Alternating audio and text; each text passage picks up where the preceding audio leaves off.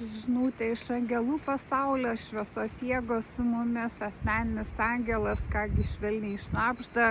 kad ateina stiprus pokyčiai jūsų gyvenime, fortūnos ratas, taigi tas dešimtukas, kažko pabaiga ir pradžia naujo, kad tai vyks staigiai netikėtai, daug didžiųjų arkanų matosi, bokštas, taigi kažkas įvyks staigaus ir kad galbūt jūs atversit širdį, tie kardai atsikryžiuos ir jūs eisit į priekį, kad pajausit tokią jėgą kurti, degti, gyventi, kad nebebaisus kažkokie praeities šešėliai jums bus patirtis, kad įvyko ta transformacija, jų atgimimas jūsų kieme, kad jūs išsilaisvinot iš kažkokių apribojimų, matosi gelbėjimo ratą, jūs patys suradot savy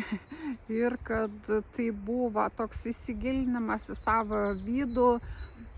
atsiskyrėlės tas, kuris randa tą šviesą, kad galbūt kažkoks metas buvo, kai jūs nutolot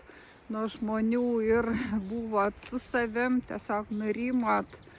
Ir kad matosi išsilaisvinot iš tų sunkių minčių, kurios neleido jums kažkada ramiai miegoti,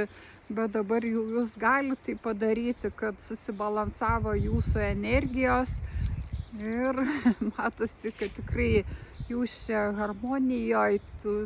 tokioj tvirtybei,